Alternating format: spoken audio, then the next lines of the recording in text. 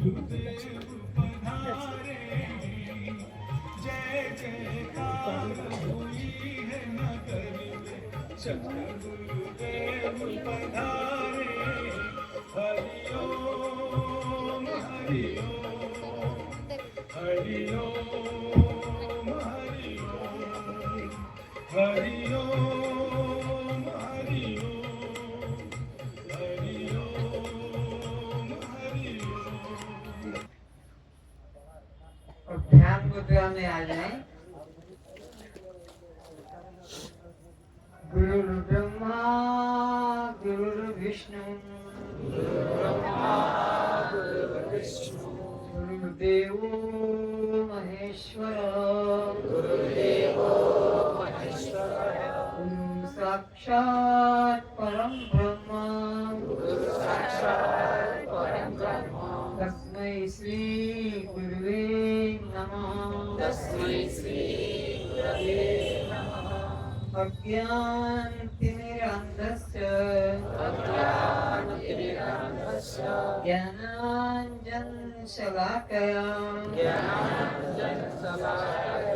चक्षुन्मिलितं येन तस्मै श्री गुरुवे नमः। वन्नाथ श्री जगन्नाथ मद्गुरु श्री जगद्गुरु मदात्मा सर्वभूतात्मा तस्मै श्री गुरुवे नमः।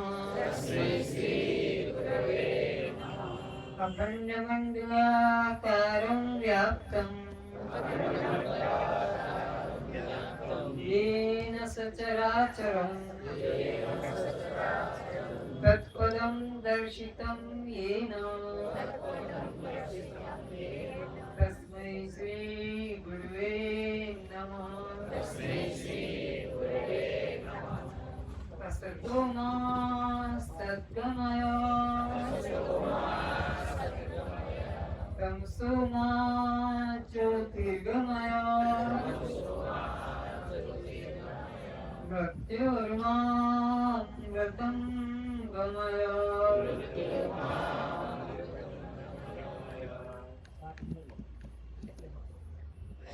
हे गुरु परमात्मा, आप हमें असत मार्गों से निकालकर परमात्मा के सत्य मार्ग पर चलाने की कृपा करें। आप हमें अज्ञान अंधकार से निकालकर आत्मा का ज्ञान कराने की कृपा करें। आप हमें इस जन्म मृत्यु वाले शरीर से मैं भाव मिटाकर इसमें विद्यमान परमात्मा में सोहम भाव जगाने की कृपा करें। त्वं आप जड़ हैं, दृश्य हैं, अनात्मा हैं, शव हैं, पर प्रकाश हैं, बद्ध हैं। तो ये जन्म मरण किसको होता है? भूख प्यास किसको लगती है? सुख दुख किसको मिलता है? तो फिर बंध मोक्ष से कौन मुक्त होता है? बंध मोक्ष किसको होता है? जीव को। किसको होता है? जीव को। बंध मोक्ष किसको? जीव को।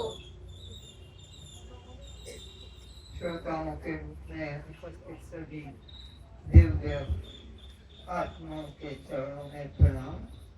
सभी अपने मन का नेत्र खोलें।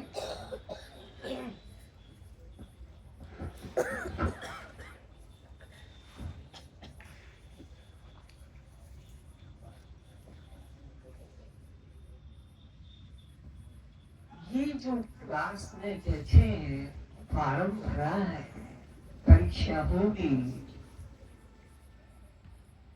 अनुभव प्रकट करेंगे माइक के ऊपर एक एक। ये अभ्यास की चीज है, ये सुनने मात्र से कल्याण नहीं होगा। सारा जीवन तो कथाएं पुराणों को सुना,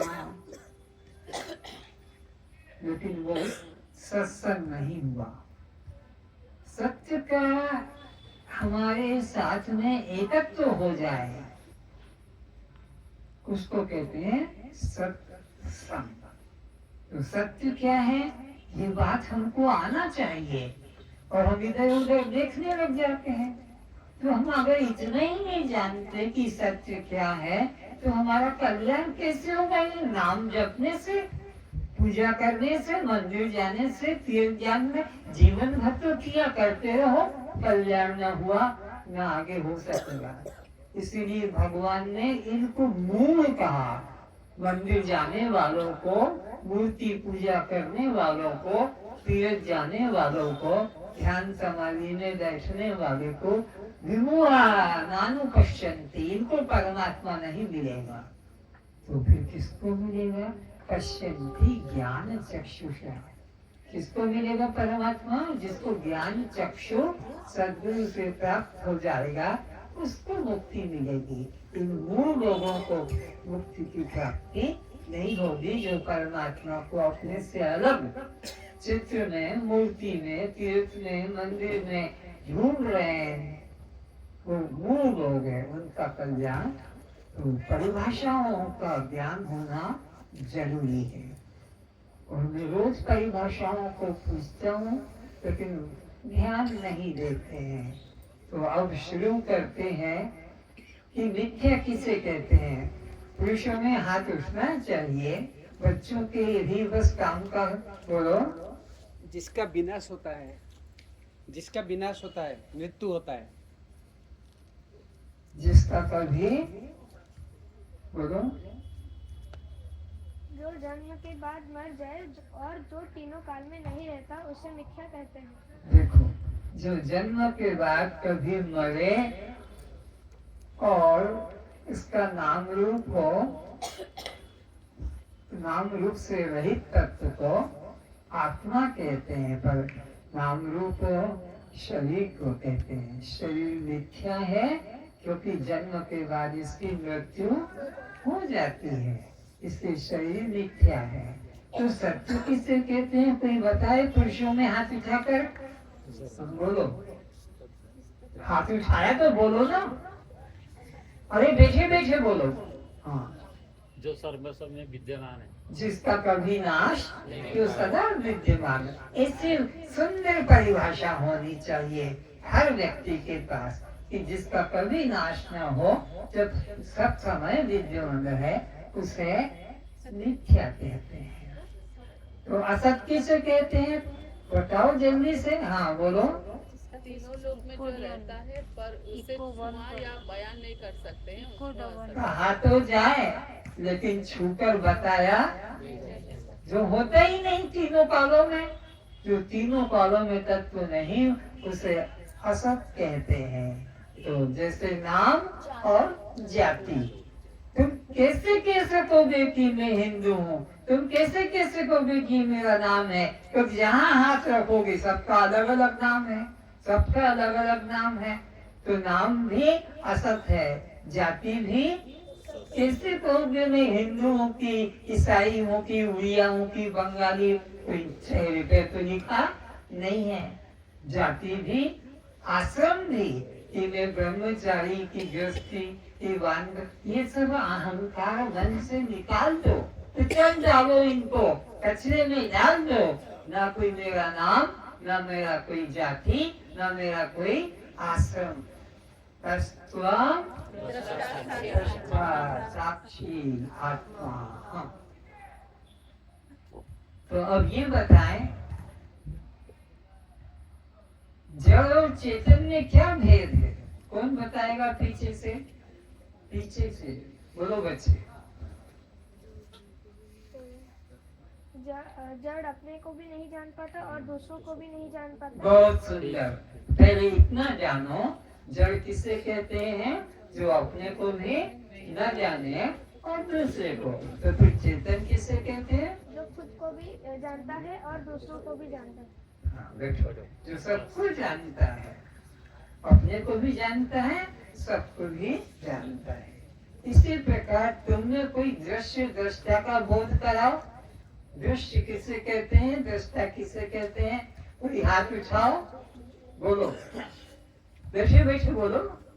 जो अपने को दृश्य उसे कहते हैं जो अपने को ना देख पाए और दूसरे को भी ना देख पाए, उसको बोलते हैं दृश्य। और दृष्टा उसे कहते हैं जो अपने को भी अपने को देख सकता है और दूसरे को भी देख सकता है। अपने को भी देखता है, दूसरे को देखता है, उसे क्या कहते हैं? दृष्टा। और दृश्य किसे कहते हैं? जो अपने को भी ना देखे और दूसरे को भी ना देखे, वो है दृश्य कहलाता है। तो बताएं, शव किसे कहते हैं? पीछे से, अरे पीछे चेयरमैन बन के बैठे हो, कोई तो बताओ पीछे से शव किसे कहते हैं? सब शव है, क्योंकि अगर शिव होते तो कुछ बोल पाते, लेकिन शव नहीं है। तुम में से कोई बोलो। निर्जीव निष्पाप निष्क्रिय को सब कहते हैं। हैं? निर्जीव निष्पाप निष्क्रिय को सब कहते हैं। निष्क्रिय हो, निष्प्राप हो निष्कर्म और निष्कर्म निष्क्रिय, निष्प्राप, निष्प्राण और निष्क्रिय को क्या कहते हैं? जिसमें जीवन नहीं, मुर्दा है। तो शिव किसे कहते हैं?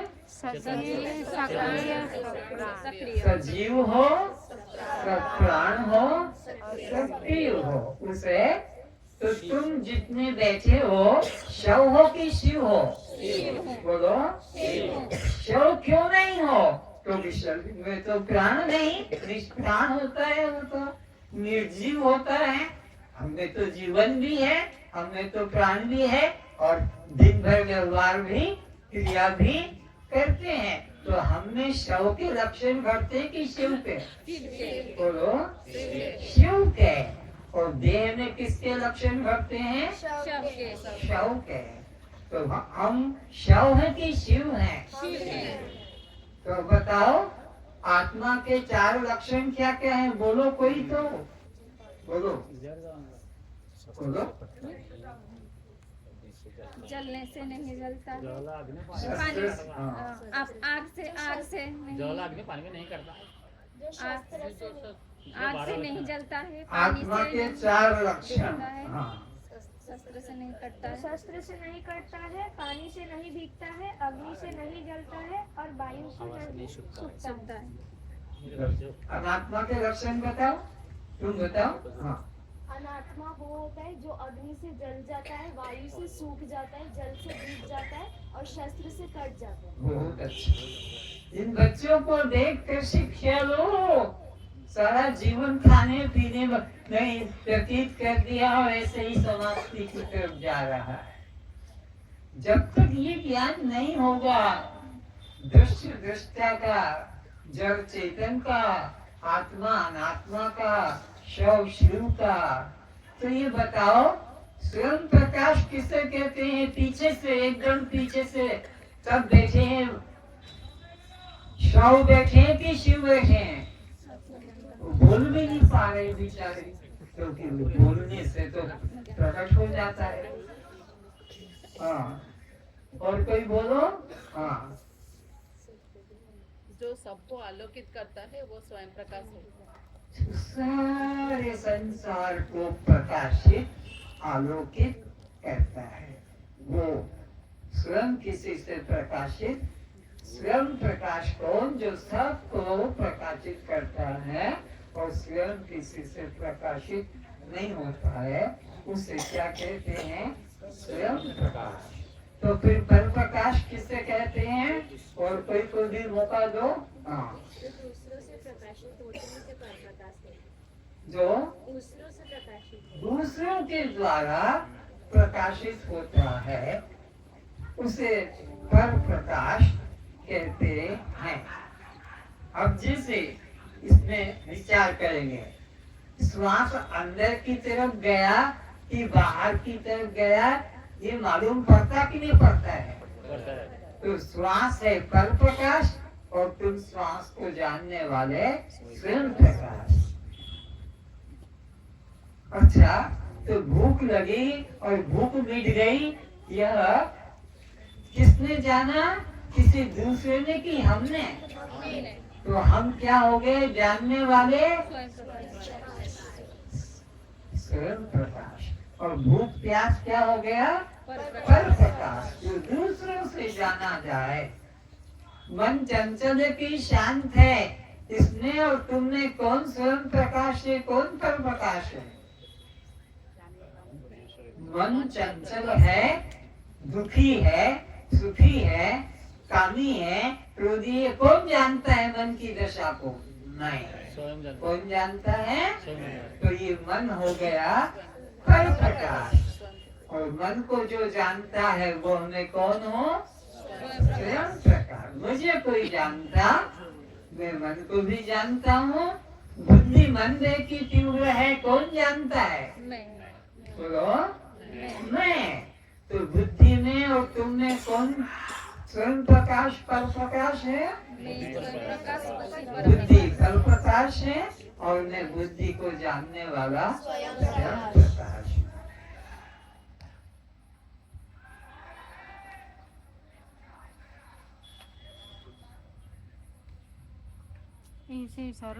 कहाँ रखा क्वेश्चन करता है?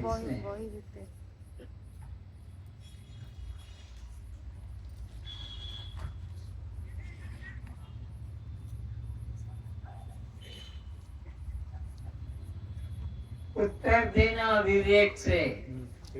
मनुष्य को जिसने बनाया है वो परमात्मा है कि मनुष्य जिसको बना देता है ये परमात्मा है?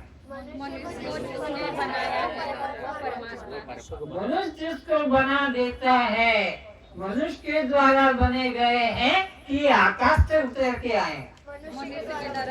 मिस्त्री कहो, कुम्हार कहो, तो मनुष्य जिससे बनाता है वो परमात्मा है।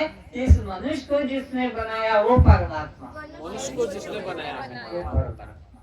तो उन स्थानों में कभी मत जाना, उनको कभी तीर्थ मंदिर मत मानना जो मनुष्य के द्वारा बनाए गए हैं। जो मनुष्य के द्वारा बनाए गए हैं मूर्ति, चित्र, तीर्थ, वो आकाश से उतर के नहीं आए, हम तुम लोगों ने मिलकर उसका निर्माण किया है। तो वो पर प्रकाश है और आप कौन है? स्वयं प्रकाश।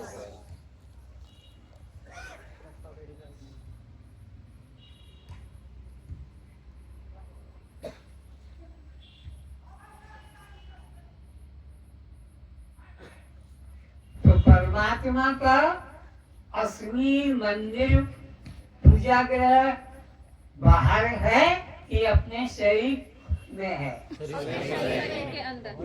अगर पूजा है, देव है, तो इसी मंदिर में वह बैठा हुआ है।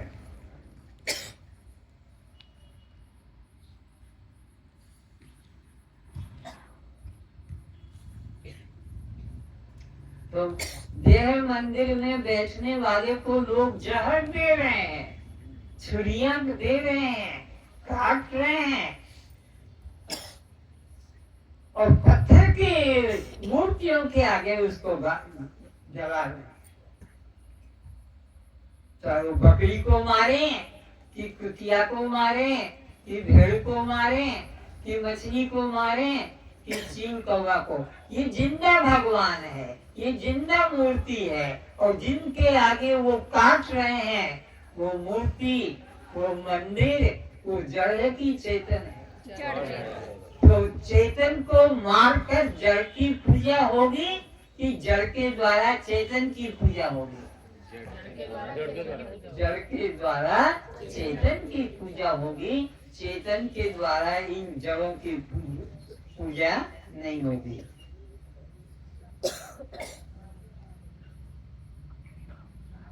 तीर्थ मंदिर किन दो बातों के लिए प्रसिद्ध है या तो वहाँ कोई गंगा यमुना नदी होगी, त्रिवेणी संगम होगा, या कोई शंकर राम का मंदिर होगा। तीर्थ मंदिरों की जो महिमा चल रही है इन दो कारणों से।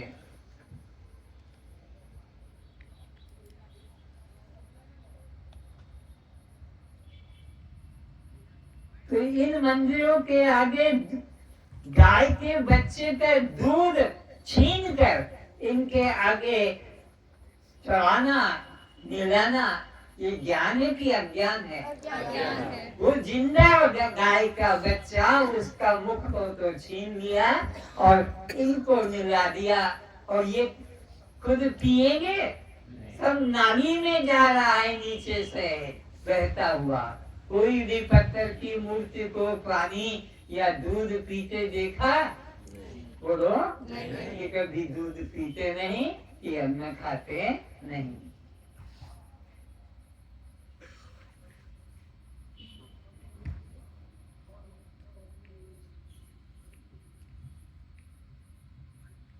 तो पत्थर की पूजा परमात्मा की पूजा है कि प्राणी की पूजा परमात्मा की है? प्राणी की पूजा। प्राणी है ना जिंदा, तो प्राणी की पूजा ही परमात्मा की पूजा है। पत्थर मूर्ति की पूजा परमात्मा की पूजा नहीं है।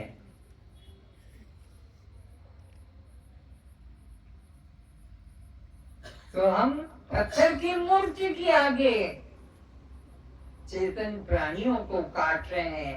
ये हमारा ज्ञान है कि मूर्ता है? चेतन को काट रहे हैं किनके आगे? जो जड़ पत्थर की आकृतियां हैं। ये पूजा नहीं, ये हमारे लिए पाप कर रहे हैं।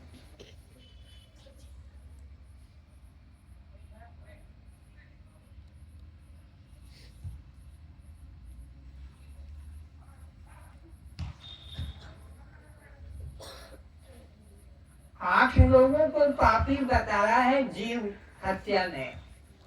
कौन कौन सा है? कोई याद कराओ, बोलो। जीव मारकर खाने वाला, जीव को बेचने वाला, जो वो देखता है वो, और मुख्य बात है देखने वाला भी। 8 लोगों को जीव हत्या में पापी बता रहा है, तो उसमें आखिरी वाला है कि जो खाता नहीं है लेकिन देखता है, पैसा दे देता है, तो उसको भी पाप का भागी बनाया। तो इसी तरह जो मंदिरों में तीर्थों में जा रहे हैं वो 8वें नंबर के पापी हैं। जो देखने वाले हैं, जो देखते हैं, लोग आते हैं, पूजा करते हैं, नारियल चढ़ाते हैं, आरती उतारते हैं, और वो भी वहीं डुबकी मार के नहा के आता है। तो ये 8 पापियों में ये भी पापी है।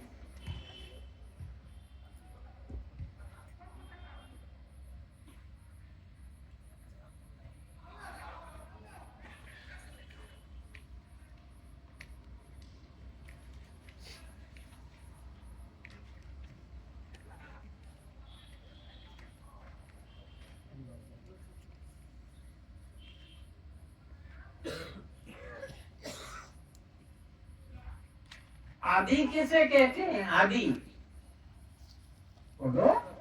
आदि अनादि शब्द आते हैं वेद उपनिषदों में। आदि प्रारंभ जिसका हो रहा, बिगिनिंग हो रही है, उसको आदि कहते हैं।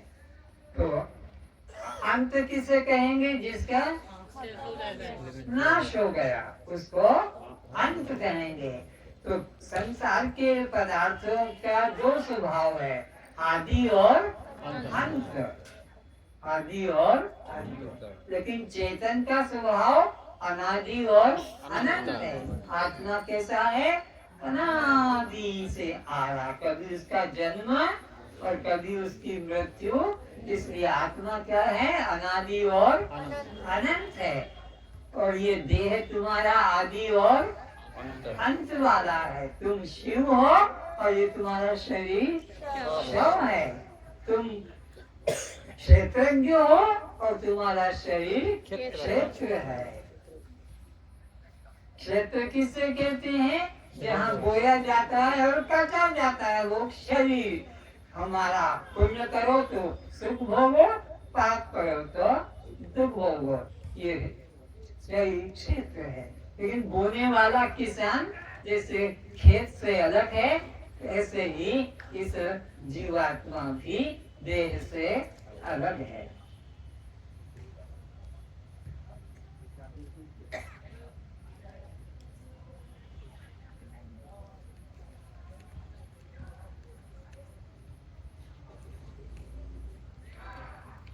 जीव को सनातन क्यों कहा गया? उसका कभी जन्म नहीं हुआ। सदा रहता है। ईश्वर अंश जीव अविनाशी, तो वो सनातन से है।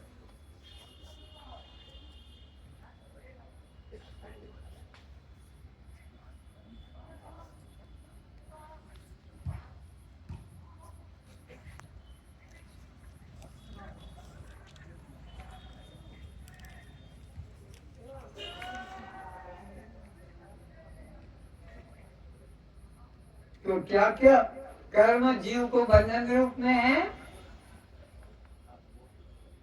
मांस, मछली, अंडा, शराब, सिगरेट, गांजा, भांग, गुटखा, पुड़िया, छाड़खाई मनाना, श्राद्ध करना मरे के नाम पर, ये भी पाप रूप है। श्राद्ध करना क्योंकि वो तो अपने कर्म से कहाँ चला गया, शरीर पागल हो रहा हो, तुम उसकी दोहराते रहते हो। कबीरदास जी के गुरु का नाम था रामदास जी। कबीरदास जी की को आज्ञा दी गुरु ने, जा ये बाल्टी और मेरे दादा का श्राद्ध करना है, मेरे पिता का श्राद्ध करना है, दूध लेके आ। गाय का दूध लेकर आया, श्राद्ध करना है। कबीरदास जी ने सुना और मन में हंसी आ गई कि मरे का और श्राद्ध करना है। तो गए बाल्टी लेकर एक गाय के आगे दूर जंगल में बैठ गए और गाय के आगे घास रख दिया। कबीरदास जी को आने में देर हो गई। राम गुरु जी को मन में आया कि मैं कब श्राद्ध करूंगा, कब अपने दादा को पिता को भोग करूंगा। तो गए ढूंढने के लिए, हाथ में बेत लेकर। जाते जाते जाते देखा कबीरदास जी गाय के पास बैठे हैं और पूछे, क्यों रे, क्या कर रहा है? गुरुदेव, आपने जो आज्ञा दी ना दूध लेकर गाय का आना, तुमने दूध का इंतजार कर रहा हूँ। घास रखा है, ये घास खाती नहीं और यह दूध दे नहीं पा रही है। अरे मूर्ख, अरे मूर्ख, ये मरी गाय है, मरी गाय। इशारा देखो, गुरु कहता है ये मरी गाय है और तू इसको घास खिलाएगा, ये कभी नहीं खाएगी। अच्छा, तो ये दूध में आज आपके कहने से ले जाऊंगा, ये किसको देंगे? बोला हमारे दादाजी को। कितने साल पहले मरे थे? कबीरदास जी की नींद टूट गई कि 25 साल पहले, 10 साल पहले मरे, उनको खीर खिला रहे हैं और ये गाय तो अभी अभी ताजा मरी है, ये घास नहीं खा रही है, ये ना घास खाएगी और ना ये दूध देगी। विवेक जग गया और उन्होंने कहा चल हो गया, श्राद्ध हो गया, अब मेरे को श्राद्ध करना। तो शिष्य हुई ऐसी बातें कर देते हैं कि गुरु का अज्ञान दूर हो जाता है।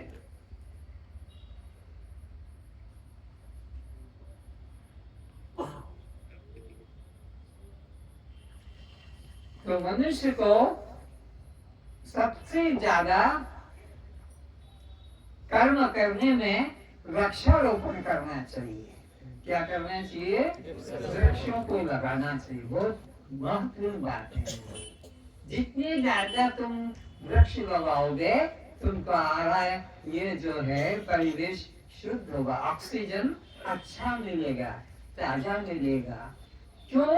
कि हमारे पुराने जमाने का नियम चला है, कोई मर जाए तो लकड़ी में जलाओ, कोई मर जाए तो लकड़ी में, तो लकड़ी में जलाते जलाते अब हम जंगल कम होते जा रहे हैं।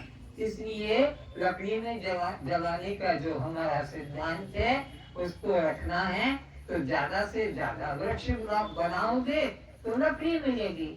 इससे गवर्नमेंट के द्वारा इलेक्ट्रिक के द्वारा भी जीवों को, बड़े जीवों को जलाते, पर मूर्ख लोग नहीं, हम तो लकड़ी का ही अग्नि कुंड बनाते उसमें जलाते हैं। तो जलाना, लकड़ी को जलाने के बजाय हमें वृक्ष लगाना। तो जितने वृक्ष लगेंगे ऑक्सीजन सबको मिलेगा, सबका जीवन में लाभ होगा। और एक बात,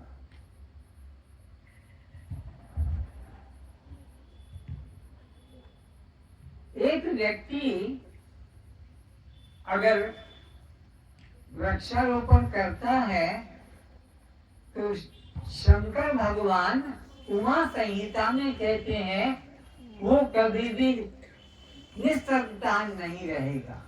भगवान शंकर जी उमा संहिता में कहते हैं कि जो वृक्षारोपण करेगा वो कभी बिना संतान का जीवन नहीं निकाल, संतान अवश्य अवश्य होगी होगी और जरूर होगी, ऐसा भगवान ने प्रतिज्ञा किया है। और कहा जो कोई एक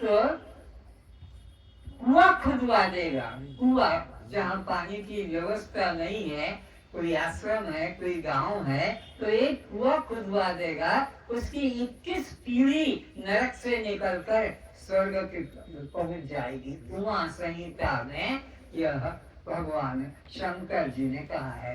तो हर व्यक्ति को वृक्षारोपण करना चाहिए, जहाँ जल नहीं है वहाँ कुआं खोदना चाहिए, कोई व्यवस्था करनी चाहिए। और भी व्यक्ति को अपना जो है शरीर का उपयोग हो सकता है तो कहीं रक्तदान भी कर दे। रक्तदान भी जरूरी करना है, क्योंकि रक्तदान तो यह बाजारों में बिकने लग गया है, वैसे बनता है तुम्हारे शरीर के अंदर। तो ये काम हमें करना चाहिए।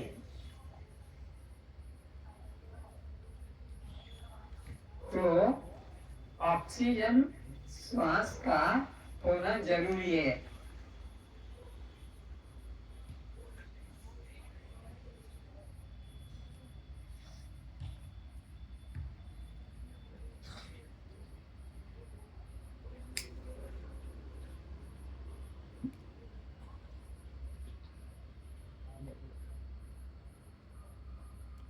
इसको भी हवा ऑक्सीजन चाहिए, नहीं तो ये बुझ जाएगा। मोमबत्ती को भी आप अगर जलाकर वैसे कांच के ग्लास के अंदर रख दिया तो हवा नहीं मिलेगी, तो ये बुझने लग जाता है और देखते देखते ये खत्म हो गया। तो इनको भी जरूरत है, दीपक के लिए भी ऑक्सीजन की जरूरत है, तुम्हारे जीवन के लिए भी ऑक्सीजन की जरूरत है। अगर ऑक्सीजन नहीं होगा तो जीवन कैसे करोगे? ये जो जल में गोताखोर जाते हैं कोई वस्तु को ढूंढने, तो वो कंधे पर ऑक्सीजन का सिलेंडर रखकर नीचे खोजते हैं, तब वो, नहीं तो गहरे पानी में उनको ऑक्सीजन कैसे मिलेगा? तो ऑक्सीजन का सिलेंडर रखते हैं। तो इसकी शुद्धि के लिए वृक्षारोपण बहुत जरूरी है। इसलिए अगर असली पूजा करना है तो इन वृक्षों को अधिक से अधिक उत्पन्न करना है, और वृक्ष लगाने के बाद उसकी देख रेख की व्यवस्था करना है। वृक्ष तो लगा दिया, बकरी खा जाएगी, कोई और कोई पशु खा जाएगा, इसलिए उसकी सुरक्षा भी करना है।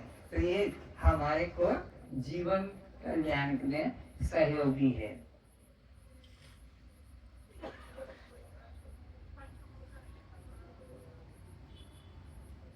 मांसाहारी प्राणी के लक्षण क्या है, कोई बताए? पुरुषों में भक्षण तो करते हैं, खाते तो हैं, खरीदते तो हैं, पकाते तो हैं, पर मांसाहारी प्राणी के लक्षण क्या क्या है? कोई हाथ बोलो। जन्म के 7 दिन के बाद आँख जन्म के 7 दिन बाद उनकी आंखें खुलती है। तुमने अपने घर में बिल्ली को देखा होगा, जो तुम्हारे घर में पाली गई है, वो बच्चा देती है तो 7 जगह बदल बदल कर उसको बच्चों को रखती है कि कहीं बिलाड़ा आकर उनका खा न जाए। और दूसरा लक्षण क्या बताया? जिह्वा से पानी पीते हैं।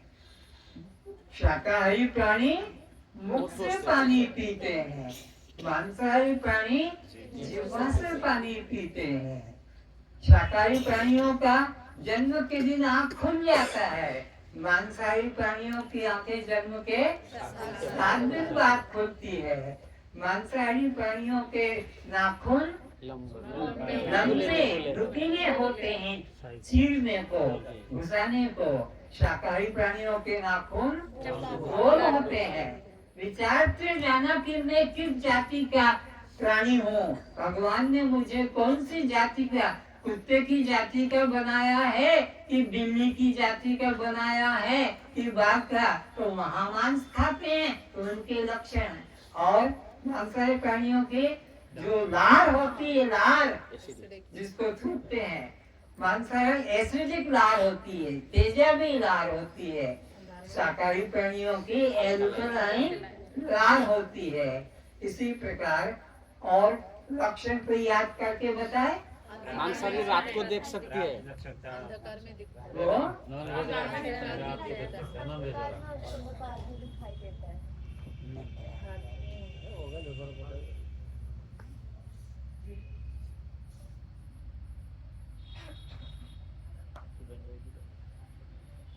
एक और सूचना देता हूँ, तुम्हारे क्षेत्र में अगर पानी नहीं पहुँच रहा है, म्युनिसिपालिटी नहीं पहुँचा रही है, तुम कुआं नहीं खोद पाते हो, तो कुआं खोदने में 70, 80, 90 हजार या 1 लाख भी लग सकता है।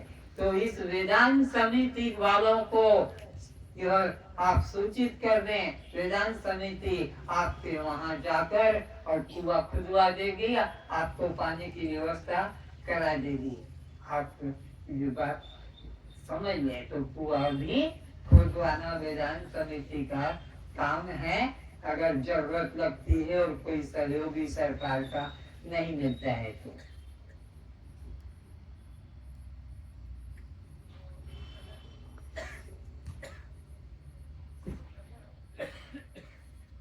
अपनी मेहनत पर जीना उत्तम कहलाता है। अपनी मेहनत पर, बाप की कमाई पे जीना मध्यम कहलाता है, माँ की कमाई पे जीना अधम कहलाता है, और यौतुक लेकर पत्नी की कमाई पर जीना अधमा अधम है। वो व्यक्ति जो पत्नी की नौकरी से पैसा लेता है, घर में पड़ा मस्त शराब पीता है, मांस मछली अंडा खाता है और स्त्री को मार पीट करके उससे पैसा लेकर जीवन चला रहा है, ये अधमा अधम पुरुष कहलाता है।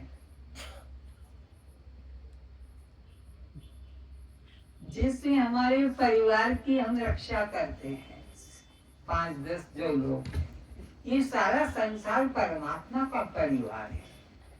जैसे मनुष्य अपने परिवार की रक्षा करता है, उसको हानि नहीं होने देता, ये सारा संसार किसका परिवार है? परमात्मा का।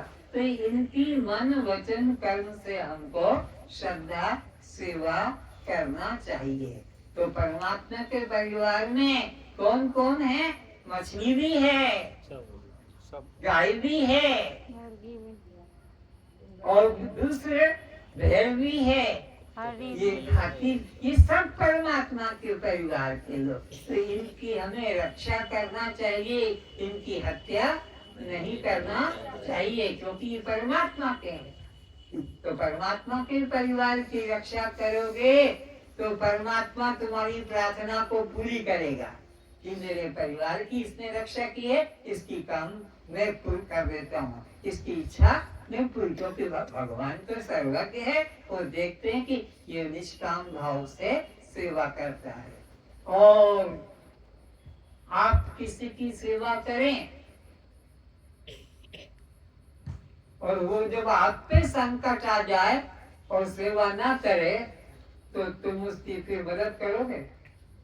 बोलो, हम उसकी मदद करेंगे जो हमारे परिवार की रक्षा करता है, हमारे को हर दुख में सहयोग करता है, हर दुख में मदद करता है। अब उसके जीवन में कोई घटना घटेगी तो फिर हम उसकी मदद करेंगे कि नहीं? जो हमारे जीवन में कोई घटना घटे, दुख आए और वो कोई मदद करता है तो हम उसके जीवन में जो भी घटना घटेगी सहयोग करेंगे।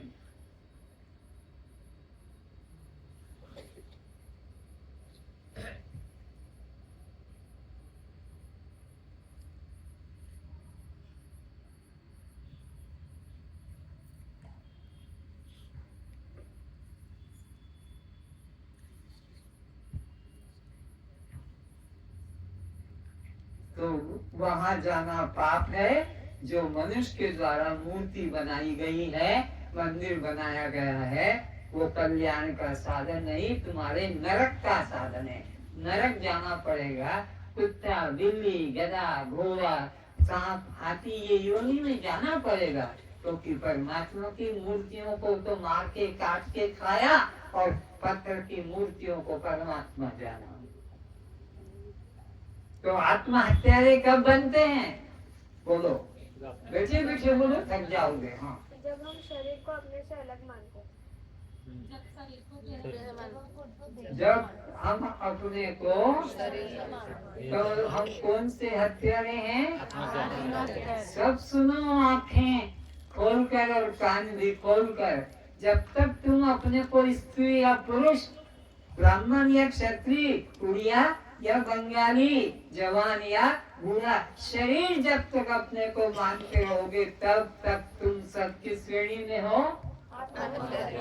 तो तुम आत्महत्यारे का पाप लेना पसंद करोगे कि आत्महत्यारे के पाप को छोड़ना चाहोगे? बोलो, आत्महत्या के पाप को कैसे छोड़ोगे? अपने को आत्मा बनाओगे। मैं देह है, देह मेरा नहीं है। अब ब्रह्म हत्यारे कब बनते हैं? बहुत अच्छा, समझ रहे? ये मंदिर जाने वाले, ब्रह्म हत्यारे, पूजा करने वाले, आरती करने वाले, जन्माष्टमी मनाने वाले, रामनवमी मनाने वाले, दुर्गाष्टमी बताने वाले, ये जो गणेश पूजा करने, ये सब ब्रह्म हत्यारे हैं, क्योंकि इन्होंने ब्रह्म को अपने से अलग माना और जाकर पूजा करते हैं। तो आप में कौन सत्य और कौन मिथ्या है? मैं आत्मा सत्य हूँ और मेरा शरीर मिथ्या है। सब किसे कहते हैं? सर्वस्व भी ध्यान है। तुम अपने से बोलो ना, बच्चे के लिए इशारा क्यों करते हो? हाँ, बोलो। सर्वस्व में भी जो सदा रहता है उसे सत्य कहते हैं। दृश्य और दृष्टा में तुम अपने को क्या मानते हो? दृश्य मानोगे तो शरीर हो जाएगा, वे तो जानने वाला दृष्टा आत्मा। शरीर और तुम में कौन सत्य है और कौन मिथ्या है? बोलो। शरीर मिथ्या है और मैं आत्मा सत्य हूँ।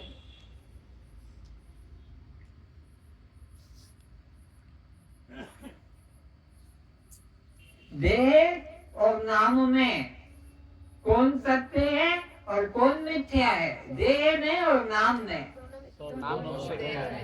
देह मिथ्या है और नाम तो असत्य। नाम तो वो तो ढूंढने से खोजने से मिलता नहीं है। देह को क्षेत्र क्यों कहते हैं? खेत में जो बोया जाता है वो काटा जाता है। देह में जो कर्म करोगे, जो जस करई सो तत् फल चाखा, उसको अपने भोगना पड़ेगा। तो देह को खेत कहा है, किसान अलग उससे होता है।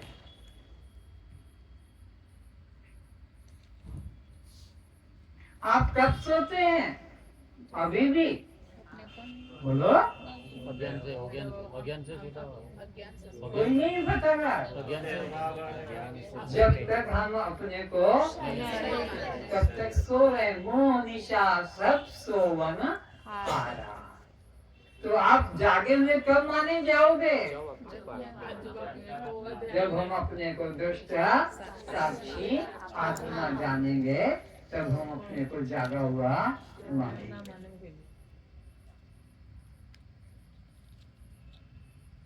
तो आप आत्मा हत्यारे हैं कि ब्रह्म हत्यारे? बोलो। कुछ भी नहीं। थे नहीं थे। कब तक? जब तक कि देह को मैं मानते थे, तब तक आत्महत्यारे थे। और परमात्मा को तीर्थ मंदिर में खोज रहे थे, तब तक हम ब्रह्म हत्यारे थे। पर अब हमने देह को मैं मानना छोड़ दिया और परमात्मा को दूर अलग जानना का भ्रम भी छोड़ दिया। तो न मैं आत्महत्यारा हूँ, न मैं ब्रह्म हत्यारा हूँ। मैं देह नहीं हूँ, मैं आत्मा हूँ, ये तो पक्का कर लिया। पर मंदिर में परमात्मा है, तीर्थ में परमात्मा है, ये कौन सा हत्यारा है? ब्रह्म हत्यारा है। आत्महत्या तो छूट गई, क्योंकि देह अब अपने को मानता नहीं।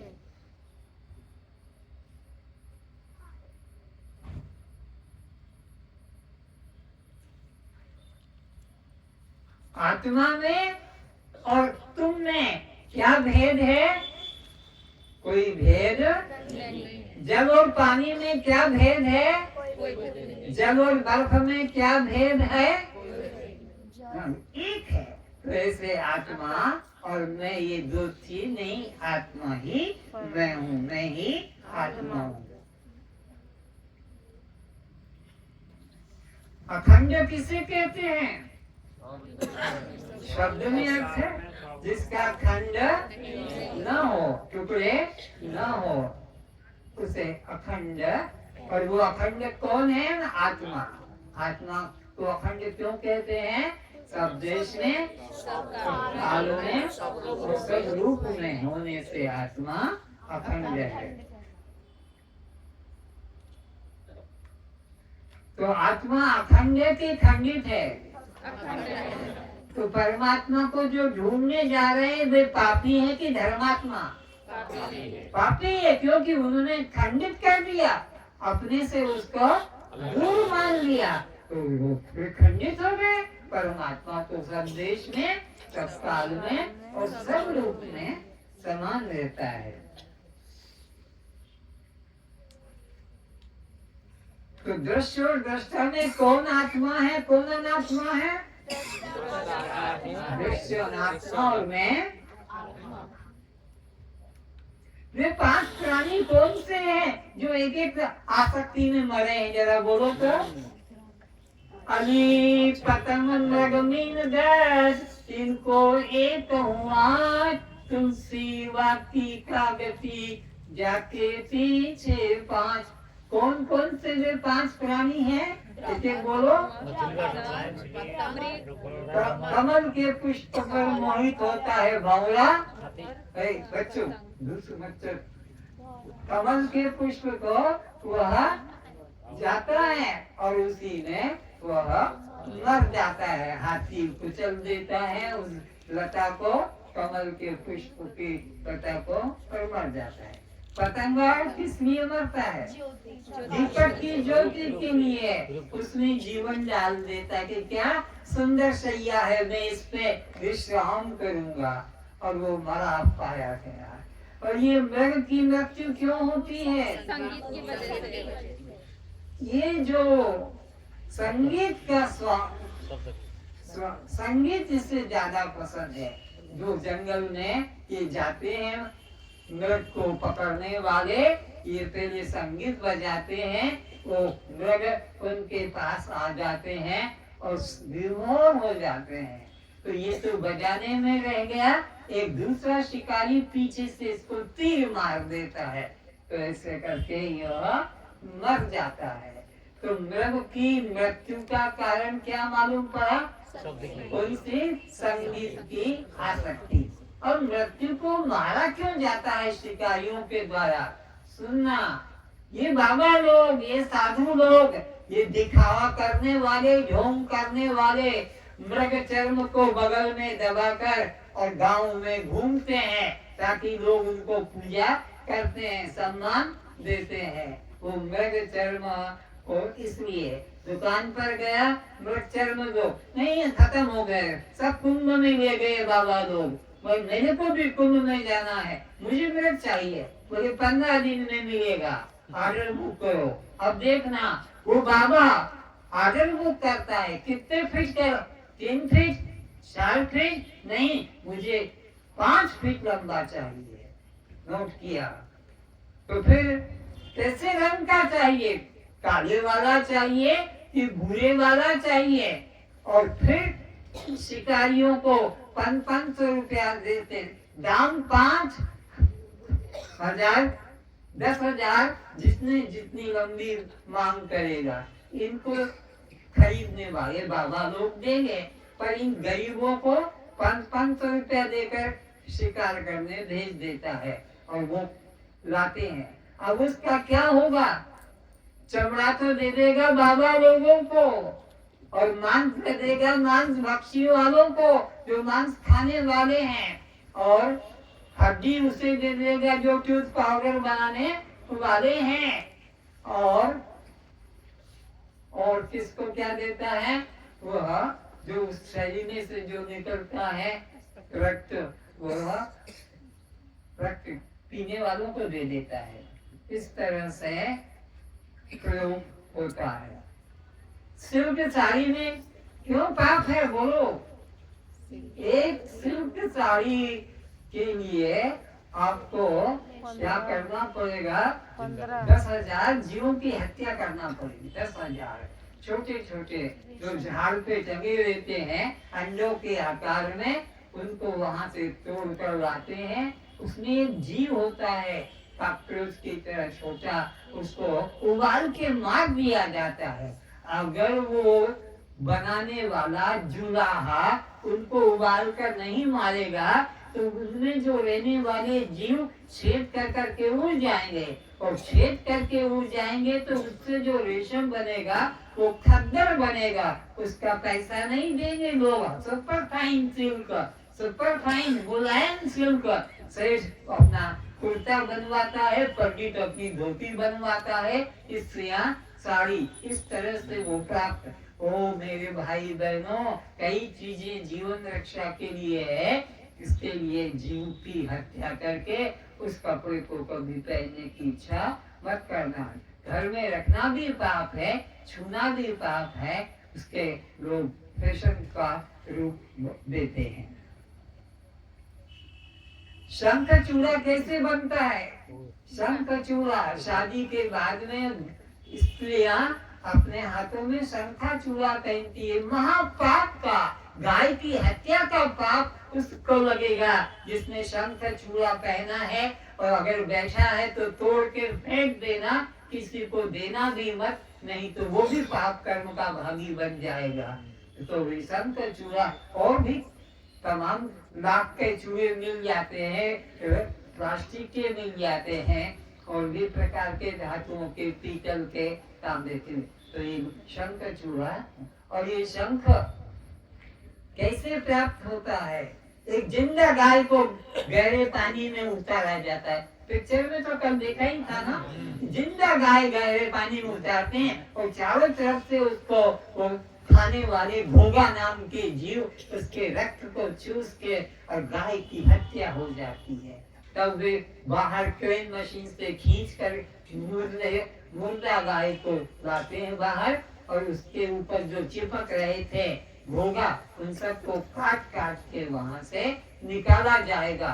तो ये जितने भी 300-400 घोगा चिपके थे उनकी भी हत्या होगी। गाय की तो हत्या हो गई और उसके बाद उन घोगा की हत्या होगी और उस घोगा के हत्या के बाद में फिर उसमें से जो निकलता है उसकी ये मूर्ख स्त्रियां बाजार में जाकर शंखा चूड़ा को खरीदते हैं और अपने को सौभाग्यवती मानते हैं। अरे ये सौभाग्यवती नहीं, नरभाग्यवती, नरक सीधे जाएंगे, क्योंकि उनमें गाय की भी हत्या का पाप जुड़ा है, घोड़ा की भी हत्या का पाप जुड़ा है। इस तरह से इनका प्रयोग नहीं करना चाहिए। अब जो मेरे भाई जेंटलमैन लेदर बेल्ट पहनते हैं तो हर एक की कमर की साइज कोई 30 इंच है, कोई 35, कोई 40, कोई 45, उस कमर के हिसाब से वो लेदर बेल्ट खोजने जाता है। तो बेल्ट में जो नहीं पसंद करते, एक पीस होना चाहिए। तो उतने लंबे सांप को ढूंढकर और शिकारी लोग मारते हैं तो उसको सांप को चीर कर और उसके मांस को अलग करके और फिर उसके लिए कमर का बेल्ट तैयार होता है। और अपने को बाबू बड़ा अभिमानी की मैं लेदर का बेल्ट पहनता हूँ। मैं कौन से लेदर? सांप का या और कोई जिंदा मुर्दा का जो बनेगा वो सख्त होता है। जीवित को मारकर जो चमड़े की चीजें बनेगी, जीवित को मारकर वो मुलायम होती है। इसलिए मंदिरों में ढोलक रखना, मंदिरों में तबला रखना, मंदिरों में ढपनी रखना, मंदिरों के अंदर हारमोनियम रखना और मंदिरों के अंदर किसी प्रकार से वस्तु का प्रयोग करना, ये पाप रूप कर्म है। क्योंकि वो ढोलक के लिए, वो तबला के लिए, वो ढपनी के लिए, वो हारमोनियम की वो जो बनती धोपनी, उसके लिए जिंदा प्राणी को मरवा कर उस चमड़े से वो चीजें तैयार होती है। तो मंदिर में ढोलक रखना, तबला रखना, ढपनी रखना, ये पाप रूप कर्म है। पर कौन इन बातों को समझता? बस पूजा की चले बस।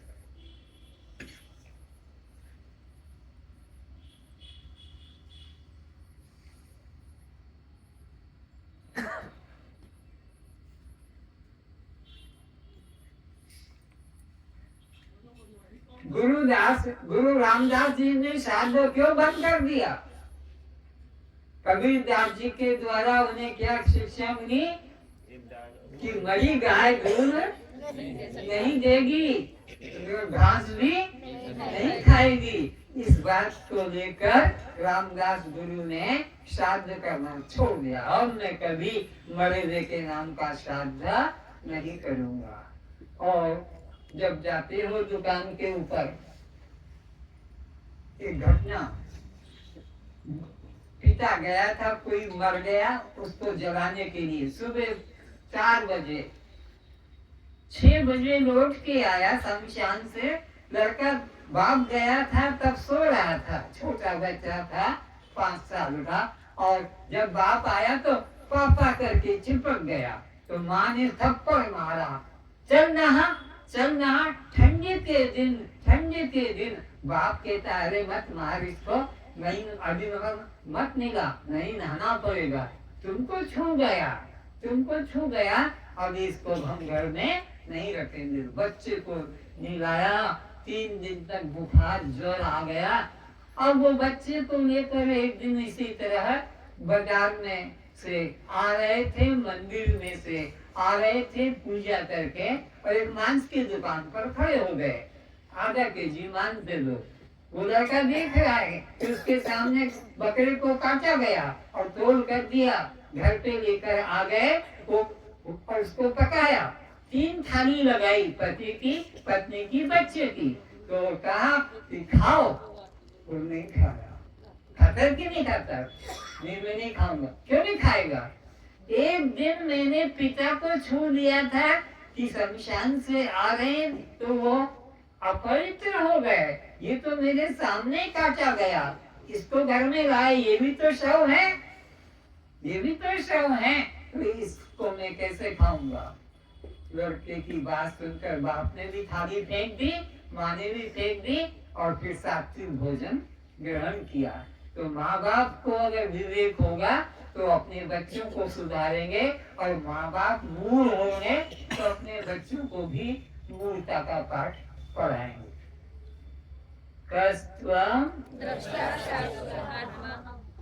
तो आज हम विचार करने जा रहे हैं 3 प्रकार के जीव के कर्म हैं। नोट करो।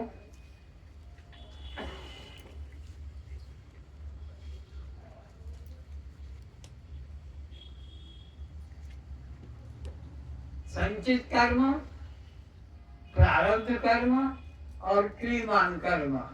कितने कर्म हैं? संचित कर्म, प्रारब्ध कर्म और क्रियमान कर्म। अब सुनो, संचित कर्म किन कर्मों को कहते हैं? जो कर्म जन्मों जन्मों पहले कर दिया और अभी फल होगा, डिपॉजिट पड़ा है बैंक में, इसी तरह तो उन कर्मों को संचित कर्म कहते हैं जिन कर्मों का फल हमने अभी भोगा पड़ा है। संचित कर्म कब से? अनादिकाल से अनंत पड़े हैं बैंक में। अब प्रारब्ध कर्म किसको कहते हैं? उनमें से जो पककर तैयार हो जाता है खाने के लिए, जो भोगने के लिए तैयार होता है, उसको कहते हैं प्रारब्ध कर्म। उसको हम कर्म को फिर भोगते हैं, उसको कहते हैं प्रारब्ध। तो किसको क्या मिलेगा? जो जस करें सो तत्स फल। जो अच्छा, इधर थैंक यू। इस तरह से अनादि जीवन सृष्टि चक्र, संसार चक्र, देखो चक्र बनाया है। इसके 3 विभाग किए। ऊपर वाला संचित का है, बीच वाला प्रारब्ध का है और नीचे वाला क्रियमान कर्म का विभाग है। तो संचित कर्म को समझ गए, जो जमा है, भोगे नहीं है। प्रारब्ध को भोग रहे हैं और कर रहे हैं आगे के लिए, उसको क्रियमान कर्म कहते हैं। तो इनके भी 2 विभाग है, अशुभ कर्म, शुभ कर्म। अशुभ जो है भोग और शुभ भोग, अशुभ कर्म और शुभ कर्म। तो एक एक को समझेंगे कि यह जो कर्म मनुष्य कर रहा है, यह अपने खेत में जमा हो जाता है। कौन कौन सा? पूजा पाठ, मंदिर, माला। ये अज्ञानी लोग जो करते हैं उनका पुण्य बनेगा, वो पुण्य की आशा से करते हैं। तो दान धर्म जो करता है वो शुभ कर्म है और उसका फल शुभ भोग है।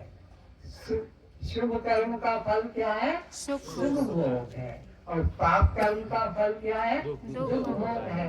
तो पापी लोग दुख भोगते हैं और धर्मी लोग शुभ भोगते हैं। पापी लोग जो है का बैंक में जमा है और धर्मी का भी बैंक में जमा है।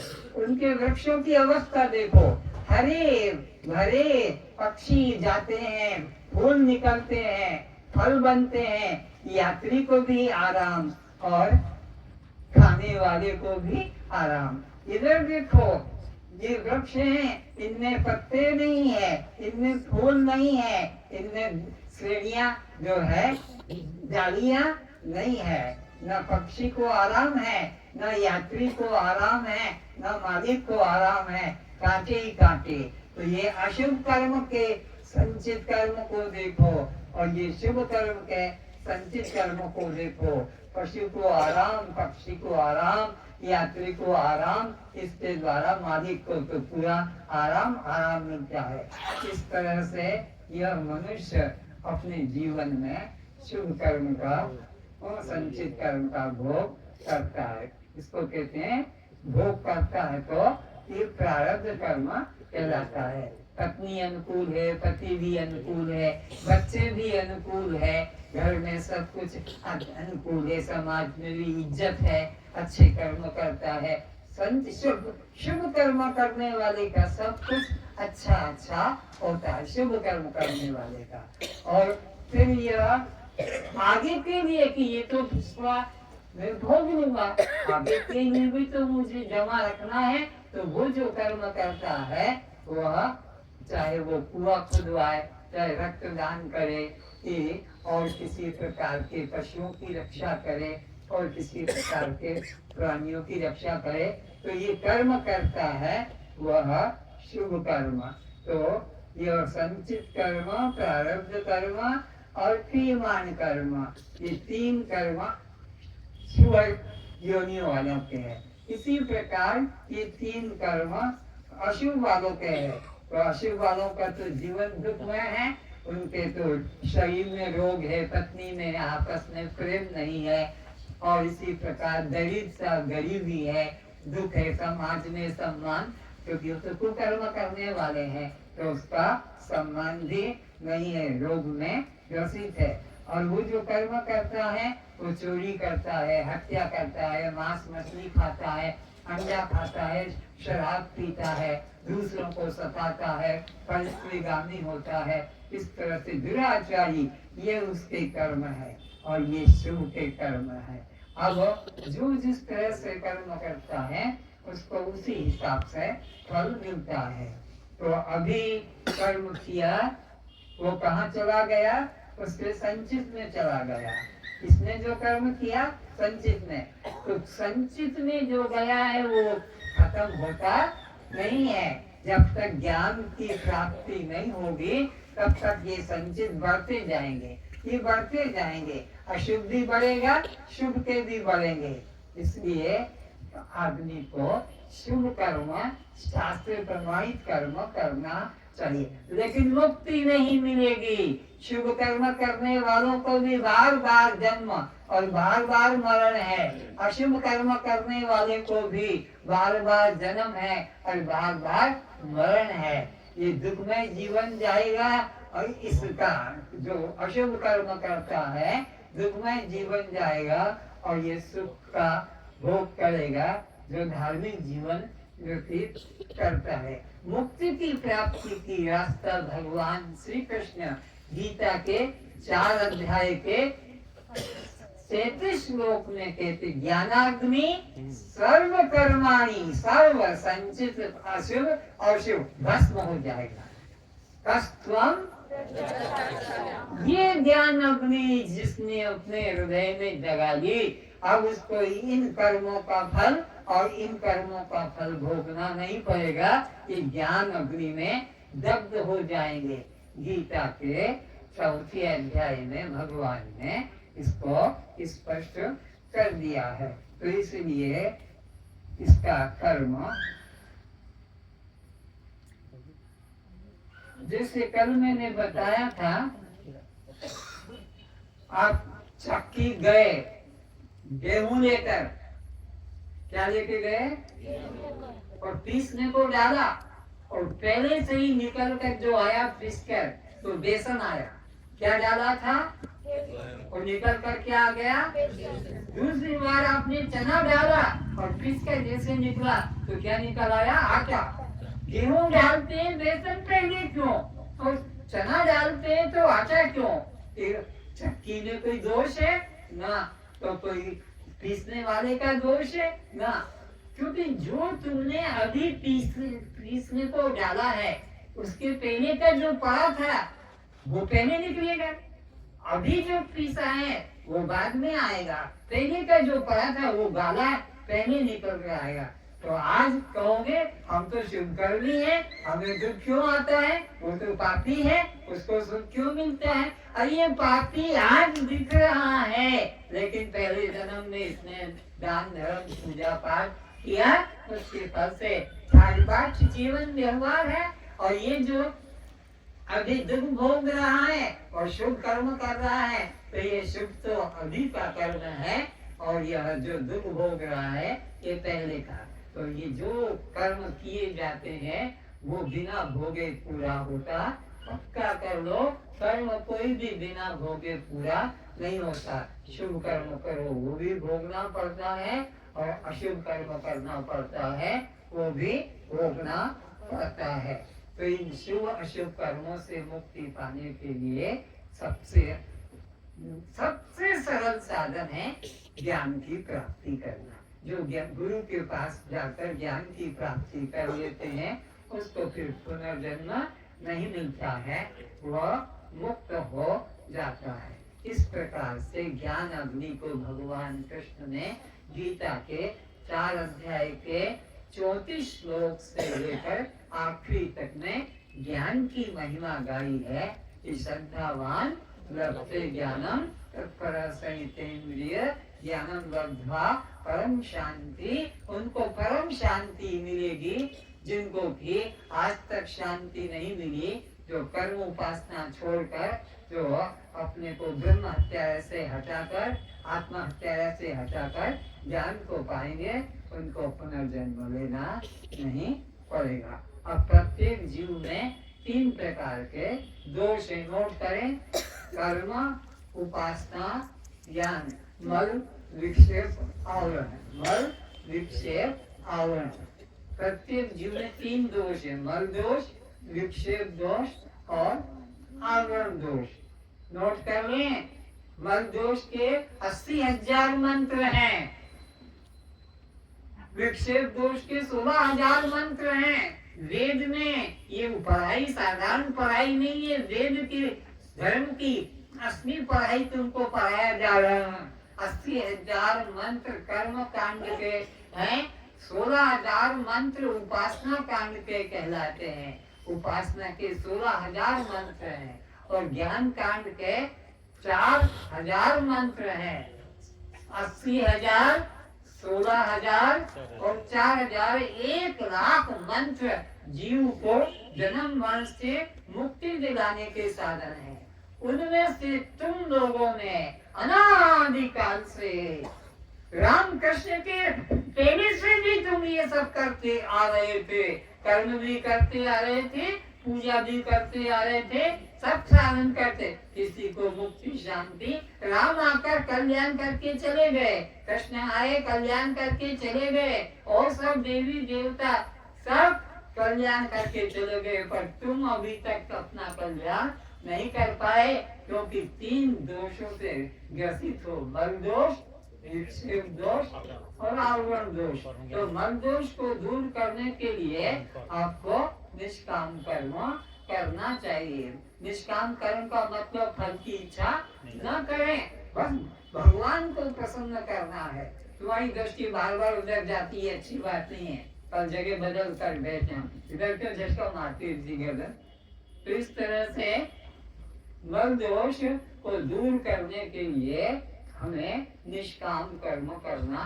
कर्म करें पर फल की इच्छा, भगवान को प्रसन्न करने के लिए हम जो कर्म करें, या लोगों को, पशु पक्षी को या अतिथि को हम मदद करें, उसको कहते हैं फल की इच्छा न करे कि ये कर्म करूंगा तो ये फल मिलेगा, ये कर्म करूंगा नहीं, बस भगवान को प्रसन्न करना है, तो ये शुभ कर्म करना है। इससे आपका मल दोष कट जाएगा। मल दोष का मतलब होता है मन, वचन, कर्म से किसी को सताना। नोट करो, मन, वचन और कर्म से किसी जीव को सताने को मल दोष कहते हैं। मन, वचन, कर्म से किसी जीव को सताने को मल दोष कहते हैं। तो हमको अब मल दोष न करके सुख पहुंचाने की इच्छा, तो 80,000 मंत्र खत्म। कितने से? बस निष्काम कर्म करो, मेरा लड़का हो जाए, मैं पास हो जाऊं, नौकरी लग जाए, मकान बन जाए, गाड़ी आ जाए, ये कोई कामना किसी प्रकार की मत करो, बस प्रभु को प्रसन्न करने के लिए, और कुछ बस नहीं करो। ये निष्काम कर्म करोगे, 80,000 मंत्र का बोझा उतर गया। अब उसके बाद में आता है विक्षेप दोष। विक्षेप दोष किसे कहते हैं? चित्त की चंचलता। नोट कर लो, चित्त की चंचलता को विक्षेप दोष कहते हैं। चित्त की चंचलता को विक्षेप दोष कहते हैं। एक बात में, एक क्रिया में, एक साधन में मन न रुककर क्रिया भी बदल दिया, मन घर भी बदल दिया, और भी व्यापार भी बदल दिया। एक कर्म में श्रद्धा ना करके बदलते रहना विक्षेप दोष कहलाता है। ये मकान वो मकान, ये गाड़ी वो गाड़ी, ये औरत वो औरत, ये आदमी वो आदमी, ये धंधा वो धंधा, बदल बदल के कहीं शांति। तो इस विक्षेप दोष को दूर करने के लिए उपनिषद में आता उपासना, नोट कर लो, उपासना के 16,000 मंत्र हैं। उपासना करने से जीव के जो है विक्षेप दोष दूर हो जाता है। उपासना परमात्मा के समीप मन को ले जाने का नाम उपासना है, न कि कोई मूर्ति को सामने रख के और बैठ जाना उपासना है। मन को परमात्मा में लगाने का नाम उपसमीपे यो वास जीवात्मा परमात्मा उपवास। न तो कायास्व शोषण, काया को शरीर को सुखाना, कष्ट पहुंचाना, नंगे भूखे रहना, धूप में खड़े रहना, एक शाम से खड़े रहना, सर नीचे पैर, ये सब बहिरंगता से कल्याण का संबंध नहीं। तो विक्षेप दोष को दूर करने का वेद ने साधन बताया है उपासना। तो उपासना दो तरह की होती है, एक साकार उपासना होती है और एक निराकार उपासना होती है। शरीर के आकार की उपासना को साकार उपासना कहते हैं और श्वासों की उपासना, प्राणों की उपासना, ज्ञान को पाना, ये निराकार की उपासना है। तो साकार उपासना करने वाले का दुख कभी नहीं जाएगा, वो दुखी ही रहेगा, क्योंकि तो उसकी कामना पूरी होगी, फिर कामना जगेगी, फिर कामना पूरी हो जाएगी, फिर जगह, ये कभी सुखी नहीं हो सकता सकामी। लेकिन निष्कामी व्यक्ति जो है वह ज्ञान को पाने का अधिकारी बन जाता है, जिज्ञासु बन जाता है, मुक्ति का अधिकारी बन जाता है।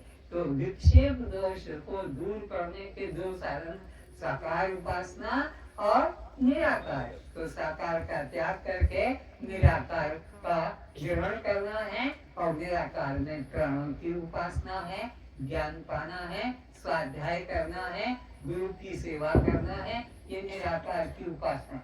इससे इसका विक्षेप दोष कट जाता है।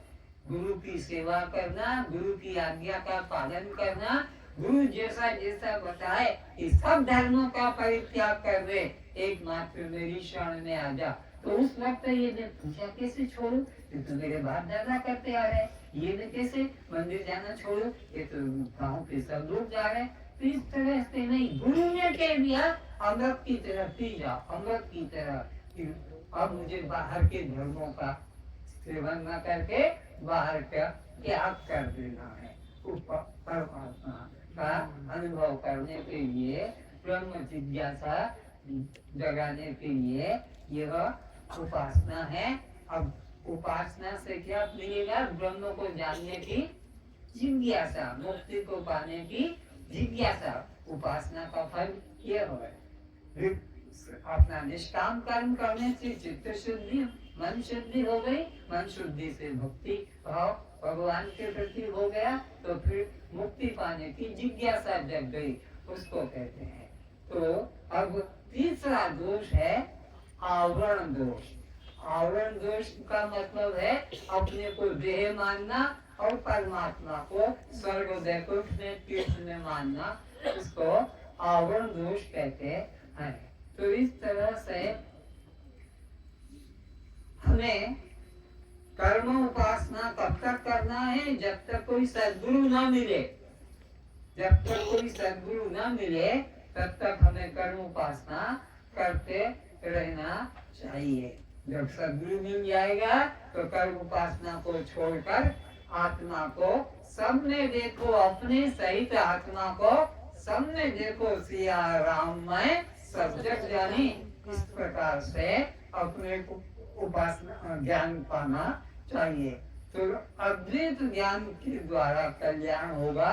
द्वैत ज्ञान जब तक रहेगा, गोपियों का भी कल्याण कैसे हुआ, इस संबंध में घटना आती है कि गोपियां अपने दुर्वासा ऋषि के दर्शन करने के लिए यमुना पार जाना चाहती हैं, और जब यमुना पार जाने के लिए गई तो यमुना में बाढ़ था, तो देखा कि कैसे जाए, तो कहते हैं कि कृष्ण ने कहा कि जाओ बोलो कृष्ण ने अन्न का दाना ना खाओ, अपना ब्रह्मचारी है तो रास्ता दे दो। जबकि तो 8 पटरानियां प्रसिद्ध थी और 16,800 जो है उनकी सब देवियां उपासना करती थी और रास्ता मिल गया। दुर्वासा को प्रणाम किया, प्रसाद दिया, खिलाया, तत्व ज्ञान दिया और लौट के आने के लिए यमुना के पास गई तो बाढ़ थी। तो कहा कैसे जाए, तो पूछा दुर्वासा से कि भाई हमको वो बाहर गांव जाना है हमारा जहाँ से आए। तो आई कैसे थी, ये कहती आई थी कि कृष्ण बाल ब्रह्मचारी हो तो रास्ता दे दो, तो रास्ता मिल गया।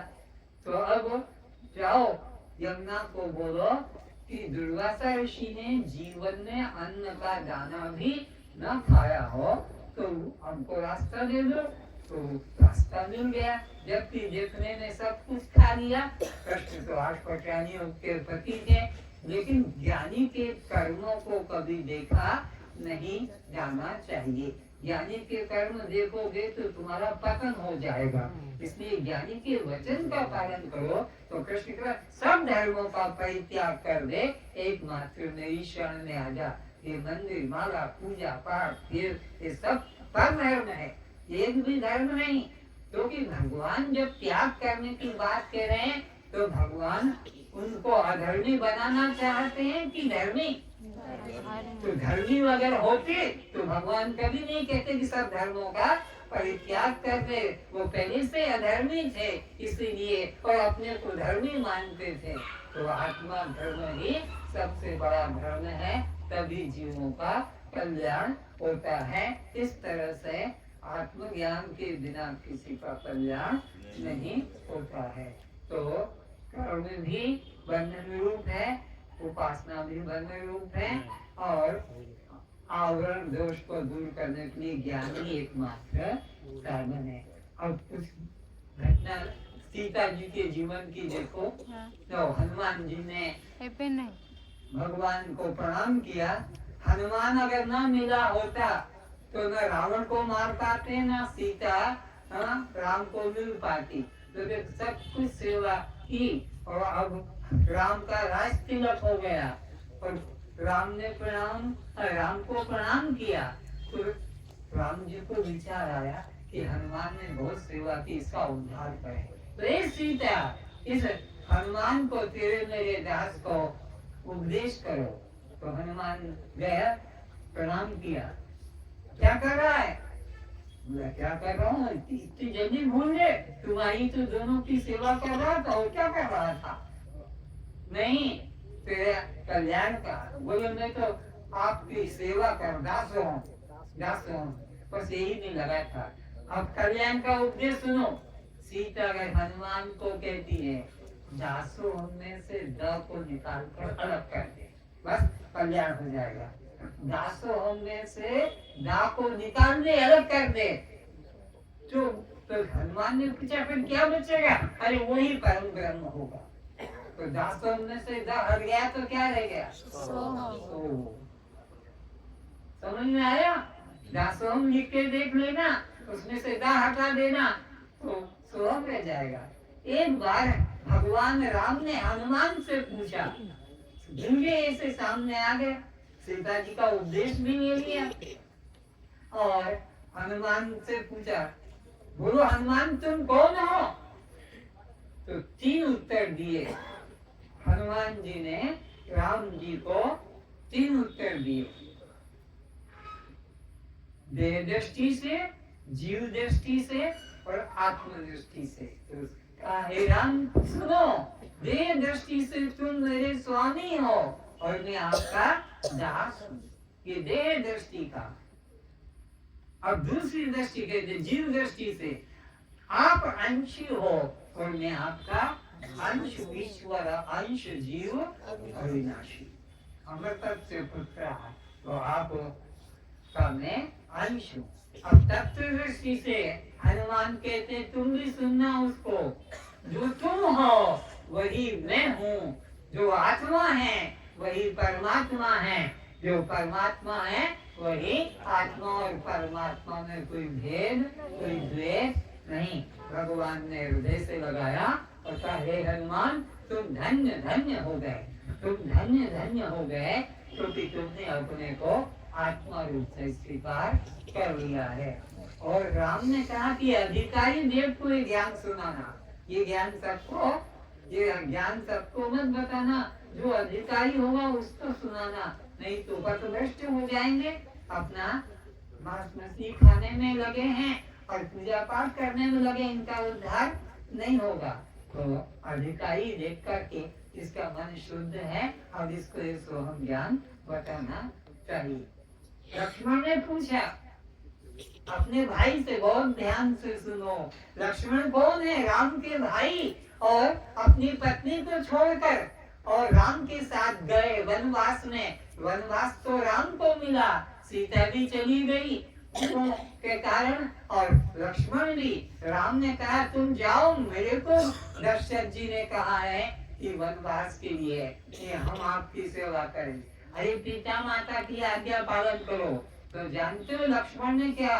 गुरु पिता मात न जाने कम, मैं किसी को बाप नहीं मानता, मैं किसी को माँ नहीं मानती, मेरे तुम ही सब कुछ हो, तुम ही मेरे, तुम्हें वह माता च पिता, तुम्हें वह बंधु च सखा, तुम्हें वह विद्या द्रविणम, तुम्हें वह सर्वम। भगवान को जिसने सर्वम मान लिया उसकी कभी दुर्गति नहीं हो सकती है। इस प्रकार वो लक्ष्मण जब 14 साल के बाद में राम आए अयोध्या में, तो हनुमान के कल्याण का उपदेश उसने सुन लिया था कि हनुमान का कल्याण का उपदेश सीता माता ने बताया। तो उसने भी कहा, हे भैया, मेरा उद्धार कैसे होगा? देखो, पत्नी को छोड़कर गया था, भाई बच्चों को छोड़कर गया था, लेकिन कल्याण भगवान की रात दिन जागृत रहकर उनकी झोपड़ी के चारों तरफ सेवा करता था असुरों को भगाने के लिए, लेकिन कल्याण नहीं हुआ। तब कहा कि गुरु की शरण में जा। राम कहते हैं लक्ष्मण को, अरे भैया, तू अपने कल्याण का जानना चाहता है तो गुरु की शरण में जा, तब तेरा उद्धार होगा। और गुरु की शरण में जाकर सोहम ज्ञान, आत्म ज्ञान प्राप्त किया और तब लक्ष्मण का कल्याण हुआ। अब आगे विचार करते कौशल्या माता का। ये बड़ी गुप्त बात है। कौशल्या तो माँ है, तो वो माँ राम के पास जाती है, राम को एकांत में शांत अवस्था में देखकर कहा कि हे बेटा, मैं बूढ़ी हो गई हूँ, आंखों से कम दिखता है, कान से कम सुनाई पड़ता है, चलने में भी असुविधा है, तो मेरे को कोई ऐसा छोटा सा साधन अपनी मुक्ति के लिए बता दे कि मैं उसको करके अपना कल्याण कर लूं। तो राम जी ने अपनी कौशल्या माता को कहा, हे माता, तू अपने को ये जान कि वो राम मेरे अंदर है, मैं राम से अलग नहीं हूँ। एकत्व का ज्ञान दिया, वो राम हो, मैं राम हूँ, बस ये भाव कर। और सब में एक राम को देखो, सब में एक राम को देखो। राम अलग है, परमात्मा अलग है, ये जब तक भाव रहेगा नरक मिलेगा। परमात्मा राम भगवान अलग मंदिर में मूर्त में चित्र में है और मैं अलग हूँ, तो उसको नरक की प्राप्ति होगी। ऐसा यह अध्यात्म रामायण लेकर आया हूँ और उसके अंदर इस प्रकार से उपदेश किया है।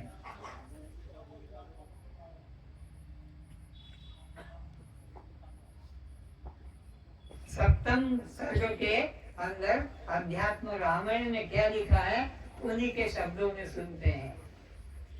राम माता को कहते हैं, मूल मुझे अपने देह में चैतन्य आत्मा रूप न मानकर बाहर खोजते हैं। हे माता, ये मूल लोग अपने देह में मेरे को न मानकर मुझे बाहर खोजते हैं। यह आगे कहते हैं, प्रतिमा की पूजा करते हैं।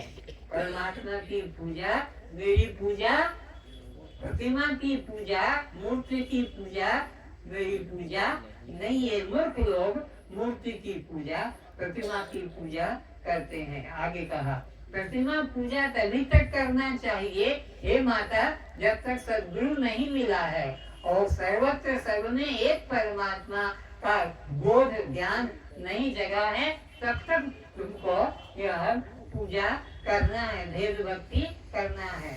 आत्मा का ज्ञान हो जाने पर कि मैं आत्मा हूँ, मैं देह नहीं हूँ, तब पूजा का त्याग कर देना के तब इनका त्याग कर देना चाहिए, पूजा का भेदभाव का। आगे का जो परमात्मा अपने में देखता है वो मृत्यु को बारंबार प्राप्त करता है। जो परमात्मा अपने में भेद देखता है कि परमात्मा अलग है और मैं अलग हूँ, वो बार बार मृत्यु को प्राप्त होता है। इसलिए आखिरी बात, सभी चराचर में एक मुझ आत्मा की निष्ठा रखें, ज्ञान मान सब मेरे में करे। अतः अपने कल्याण के इच्छुक व्यक्ति को अपने परमात्मा में भेद कभी नहीं करना चाहिए। ये कार्ड आपको दिया जाएगा बाद में, आप योग्यता देखकर। तो इस तरह से उस सत्य परमात्मा का अपने आत्मा में बोध करना चाहिए। आप जो लोग फार्म भर के लाए हैं हाथ उठा के बताएं। जो हाथ, ये फार्म भर के लाए हैं, जिन्होंने जमा कर दिया है वो तो ठीक है, नहीं किया है तो बीच में एक व्यक्ति खड़ा होगा और जाकर ले लेगा। और जाओ बीच में जिनको नहीं मिला है उनसे ले लेंगे। मिल गया? सबसे कोई देने वाला है तो हाथ उठा। आगे की, जो दिए हैं इनको अभी दे देंगे। हाँ, जो नहीं दिए हैं वो बुक स्टॉल में जाके जमा कर देंगे, इनको काल दे दिया जाएगा। सबको सुना दो ये बात, मेरे को सुना रहा है।